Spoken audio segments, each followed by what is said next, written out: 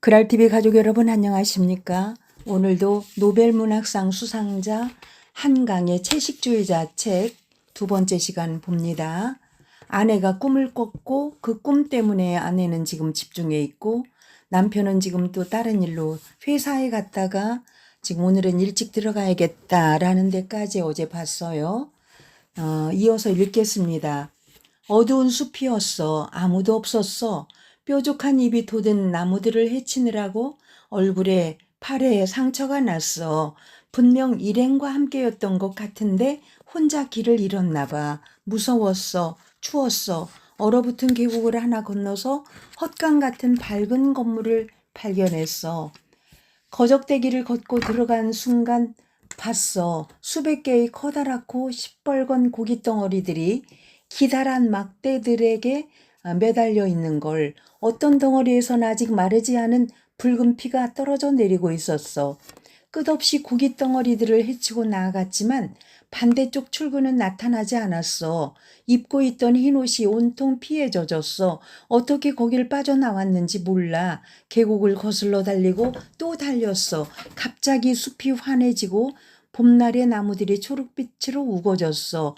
어린아이들이 우글거리고 맛있는 냄새가 났어. 수많은 가족들이 소풍 중이었어. 그 광경은 말할 수 없이 찬란했어. 시냇물이 소리내서 흐르고 그 곁으로 돗자리를 깔고 앉은 사람들, 김밥을 먹는 사람들, 한편에선 고기를 굽고 노랫소리, 즐거운 웃음소리가 쟁쟁했어.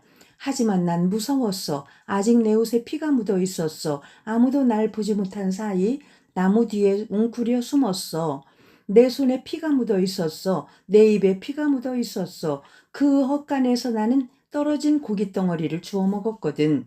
내 잇몸과 입천장에 물컹한 날고기를 문질러 붉은 피를 발랐거든.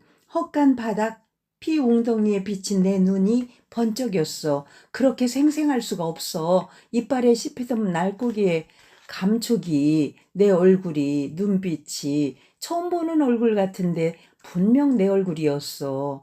아니야, 거꾸로 수없이 봤던 얼굴 같은데 내 얼굴이 아니었어. 설명할 수가 없어. 익숙하면서도 낯선 그 생생하고 이상한, 끔찍하게 이상한 느낌을. 아내가 차린 저녁 식탁은 상추잎과 된장, 쇠고기도 조개살도 넣지 않은 맑은 미역국, 김치가 전부였다. 뭐야? 그래서 그 꿈 나부랭이 때문에 고기를 다 버렸다는 거야? 도대체 얼마어치를? 나는 식탁 의자에서 일어나 냉동실 문을 열었다. 텅 비어 있었다. 미숫가루와 고춧가루, 얼린 풋고추, 다진 마늘 한 봉지가 들어있을 뿐이었다. 계란 프라이라도 해줘. 나 오늘 정말 피곤해. 점심도 제대로 못 먹었어. 계란도 버렸어. 뭐? 우유도 끊었어. 기가 막히는군. 나까지 고기를 먹지 말라는 거야? 냉장고에 그것들을 놔둘 수 없어. 참을 수 없어. 도대체 저렇게 자기중심적일 수가. 나는 아내의 얼굴을 똑바로 내려다보며 눈을 내리깔고 있는 그녀의 표정은 어느 때보다 차분해 보였다. 뜻밖이었다. 그녀에게 저토록 이기적이고 제멋대로인 구석이 있었다니. 저렇게 비이성적인 여자였다니. 그래서 앞으로 이 집에선 고기를 못 먹는다는 거야?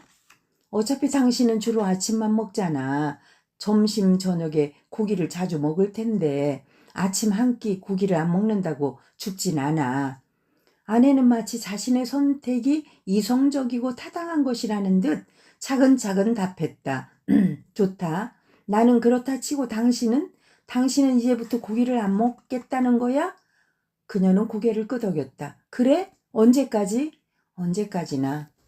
말문이 막혔다. 요즘 채식 열풍이 분다는 것쯤은 나도 보고 들은 것이 있으니 알고 있었다. 건강하게 오래 살 생각으로 알레르기니 아토피니 하는 체질을 바꾸려고 혹은 환경을 보호하려고 사람들은 채식주의자가 된다. 물론 절에 들어간 스님들이야 살생을 않겠다는 대의가 있겠지만 사춘기 소녀도 아니고 이게 무슨 짓인가. 살을 빼겠다는 것도 아니고 병을 고치려는 것도 아니고 무슨 귀신을 씌인 것도 아니고 악몽 한 번 꾸고는 식습관을 바꾸다니 남편의 만류 따위는 고려조차 하지 않는 저 고집스러움이라니. 처음부터 아내가 고기를 역겨워하는 체질이었다면 그나마 이해할 수 있었다. 결혼 전부터 아내는 식성이 좋았고 그 점이 특히 내 마음에 들었다. 그녀는 불판에 얹은 갈비를 익숙한 솜씨로 뒤집었고 한 손에 집게를 다른 한 손에 큰 가위를 들고 쓱쓱 잘라내는 폼이 듬직했다. 결혼한 뒤 일요일에 만들어내는 요리들도 그럴듯했다. 다진 생강과 물엿으로 미리 재워 향긋하고 달콤하게 튀긴 삼겹살, 샤브샤브용 쇠고기를 후추와 죽염 참기름으로 간하고 찹쌀가루를 앞뒤로 입힌 후 구워 마치 떡이나 전 같은 그녀만의 특별식. 다진 쇠고기와 불린 쌀을 참기름에 볶은 뒤 콩나물을 얹어 지은 콩나물 비빔밥. 굵은 감자를 썰어 넣은 닭도리탕은 어땠던가? 자작자작 매콤한 국물이 속살까지 배어든 그것을 나는 한자리에서 3접시씩 비워내곤 했다. 그런데 이제 아내가 차려놓은 식탁은 무슨 꼴인가? 비스듬히 의자에 앉은 아내는 한눈에도 맛없어 보이는 미역국을 입에 떠놓고 있었다. 밥과 된장을 상추에 싸서 볼이 불룩하게 놓고 씹었다. 나는 모르고 있었다. 저 여자에 대해서 아무것도 모르고 있었다. 갑자기 그런 생각이 들었다. 안 먹어? 아이를 넷쯤 낳아 기른 중년의 여자처럼 방심한 목소리로 그녀가 물었다. 내가 우두커니 서서 지켜보고 있는 것을 아랑곳하지 않은 채 아삭아삭 소리를 내어 오랫동안 김칫대를 씹었다. 봄이 올 때까지 아내는 변하지 않았다. 죄송합니다.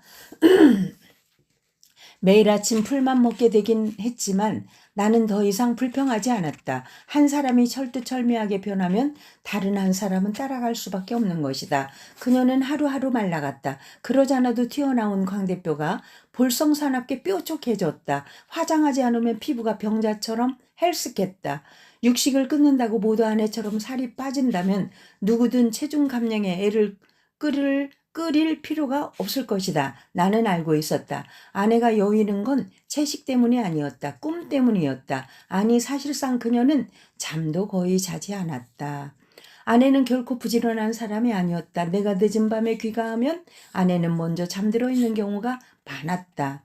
한데 이제 그녀는 내가 자정 넘겨 들어와 씻고 잠자리에 든 뒤에도 안방으로 자러 들어오지 않았다. 책을 읽는 것도 아니고 인터넷 채팅을 하는 것도 아니고 밤새 케이블 TV를 보는 것도 아니었다. 말풍선에 대사를 쳐넣는 작업이 그렇게 많을 리도 없었다. 그녀는 새벽 5시쯤 되어서야 잠자리에 들었고 1시간쯤 자는 둥 마는 둥 하고는 짧은 신음을 뱉으며 깨어나곤 했다.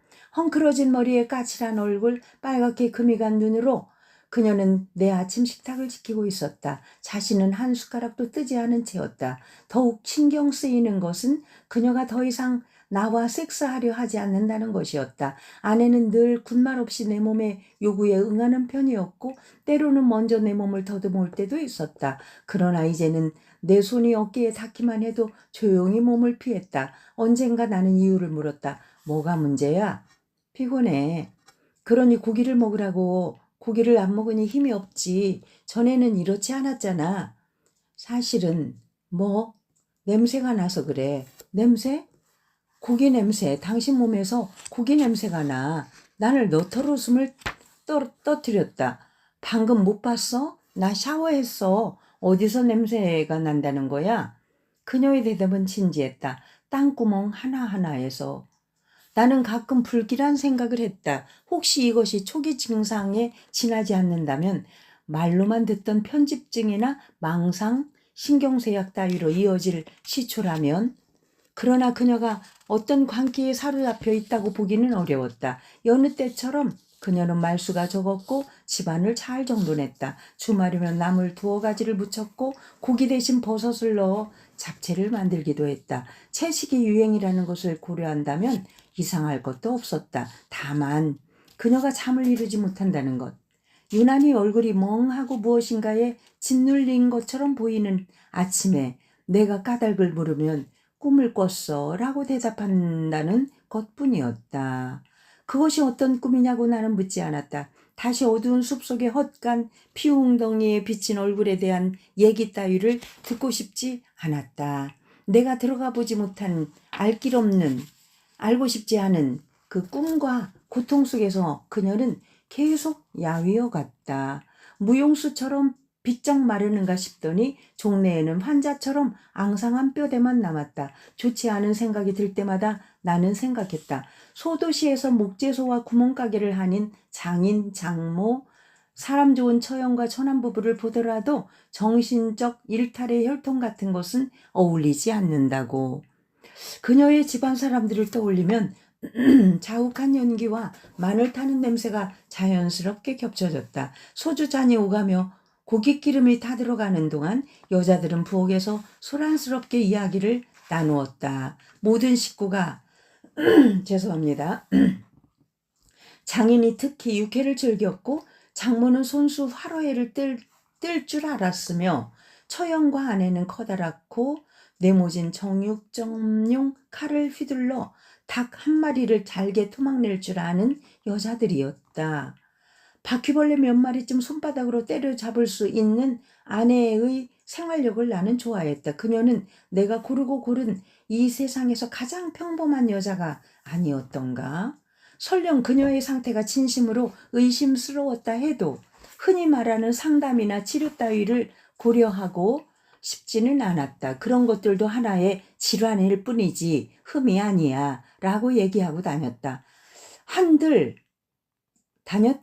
어디까지나 남의 일에 한해서였다. 정말이지 나에게는 이상한 일들에 대한 내성이 전혀 없었다. 그 꿈을 꾸기 전에 아침 난 얼어붙은 고기를 썰고 있었지. 당신이 화를 내며 재촉했어. 제기랄 그렇게 꿈을 대고 있을 거야? 알지. 당신이 서두를 때면 나는 정신을 못 차리지. 다른 사람이 된 것처럼 허둥대고 그래서 오히려 일들이 뒤엉키지. 빨리 더 빨리. 칼을 쥔 손이 바빠서 목덜미가 뜨거워졌어. 갑자기 도마가 앞으로 밀려서 손가락을 벤 것, 식칼에 이가 나간 건 그 찰나야. 검지손가락을 들어올리자 붉은 핏방울 하나가 빠르게 피어나고 있었어. 둥글게 더 둥글게 손가락을 입속에 넣자 마음이 편안해졌어. 선홍빛의 색깔과 함께 이상하게도 그들만큼 그 들큼한 맛이 나를 진정시키는 것 같았어. 두 번째로 집은 불고기를 우물거리다가 당신은 입에 든 걸 뱉어냈지. 반짝이는 걸 골라 들고 고함을 질렀지. 뭐야 이건 칼조각 아니야? 일그러진 얼굴로 날뛰는 당신을 나는 우두커니 바라보았어. 그냥 삼켰으면 어쩔 뻔했어? 죽을 뻔했잖아. 왜 나는 그때 놀라지 않았을까? 오히려 더욱 침착해졌어. 마치 서늘한 손이 내 이마를 짚어준 것 같았어. 문득 썰물처럼 나를 둘러싼 모든 것이 미끄러지듯 밀려나갔어. 식탁이, 당신이, 부엌의 모든 가구들이, 나와 내가 앉은 의자만 무한한 공간 속에 남은 것 같았어. 다음 날 새벽이었어. 헛간 속의 피웅덩이, 거기 비친 얼굴을 처음 본 건. 자, 이렇게 여기까지만 오늘 볼 텐데요. 여러분, 내용이 상당히 박진감 넘치죠? 역시 이 한강 작가의 이 상상력이랄까, 어떤 이 구성력 이런 거에 점점 매료되어 가는 것을 느낄 수가 있네요. 오늘은 30페이지까지 읽었습니다. 내일 이어서 또 읽겠습니다. 여러분, 내일 읽기 전에 여러분들이 어제 거를 다시 한번 쭉 들어보시고 이 얘기를 들으면 조금 더 도움이 될 것 같습니다. 그랄TV 윤석희였습니다. 한강의 채식주의자 낭독이었습니다. 오늘도 좋은 하루 되세요. 감사합니다.